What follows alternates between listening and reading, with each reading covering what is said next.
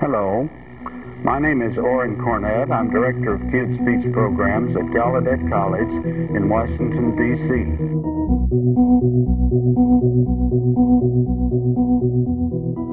Literacy was one of the things that was very important to Dr. Cornett, the inventor of cued speech.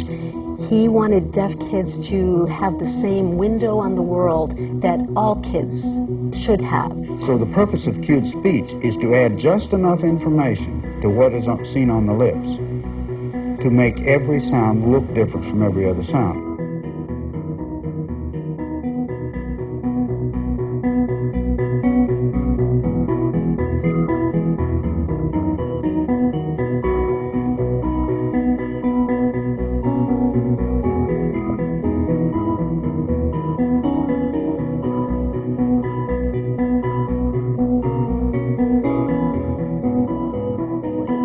It's a code that kids like to play around with. Cueing is the form of language we use to communicate with our deaf classmate Paul. It is fun and easy to learn. Next year, some of you will learn to cue. My son was diagnosed at age 8 months. He had all the advantages of good early intervention, aided at 9 months. So he should not have been so language delayed. And I heard Dr. Cornett talk. At the time, Simon had a vocabulary of only 150 words. And he said to me, if you go home and you learn to cue, in 6 months he will probably have 500 new words.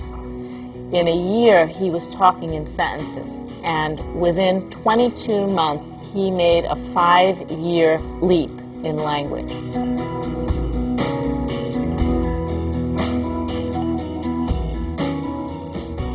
How do you know if a child needs cueing? Is the child on grade level? Is the child able to read on or close to grade level with what their natural abilities are? It does help kids who use it continue to develop literacy at a rate comparable to their hearing peers. My husband and I adopted a little boy from China almost 3 years ago. He started cueing in the fall of 2003 and had no language, and now spring of 2006 he's testing at grade level for reading, about first grade reading level. I attribute all of his reading abilities to cueing.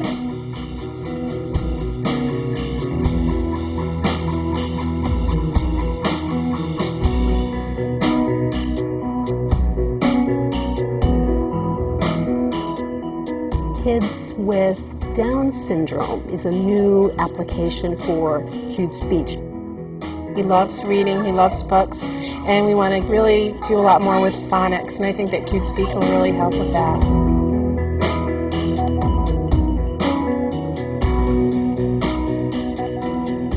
Sometimes students come late to this country, and learning auditorily when there's a language delay is often difficult. And providing a multi-sensory approach often benefits late language users.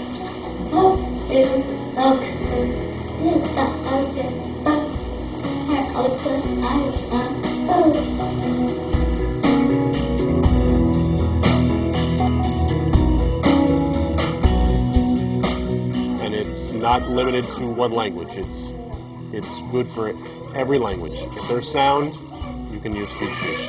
Comment tu t'appelles?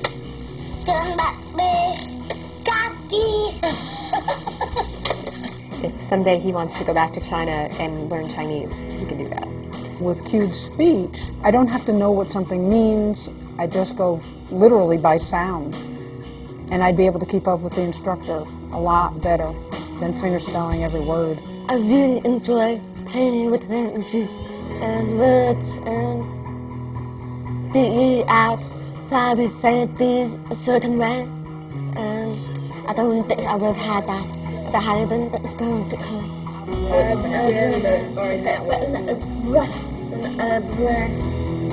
I see cueing being the perfect complement to the input provided by implants.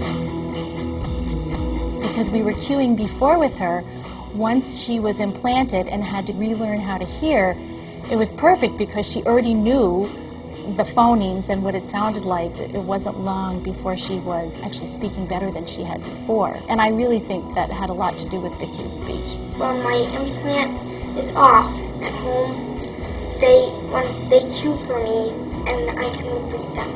If we're in a large group or it's noisy with a lot of background noise, I would always cue for her.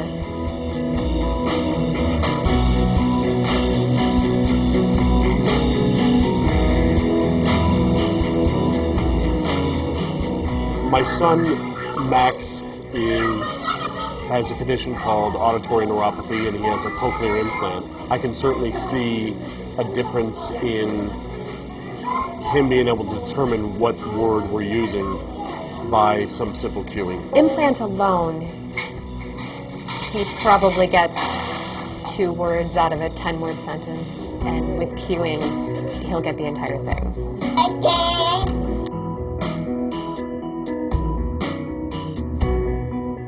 Cute speech is becoming more popular. People are becoming more aware of it in academic settings. There still are too few people who know how to do it.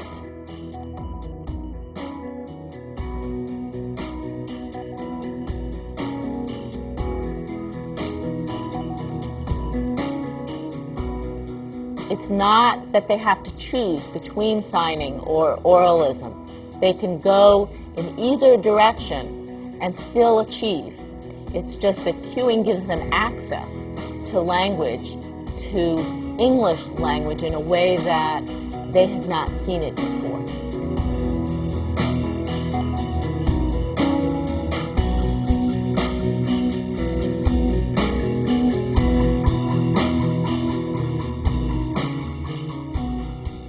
The publicity's got to get out there about cute speech. You know, people just have to make it more known. We now have deaf cue adults to go out there and advocate for cueing. And that's something we didn't have 20 years ago. I see them being the ambassadors for cueing. They are the examples of what cueing can do. Honestly, I don't know if they see this video, but I'd really like to thank my parents for going down the road they did. No, the road less traveled and the cliches that can take her, but I thought I would be where I am today if it weren't for the choices that I made for me when I was a kid.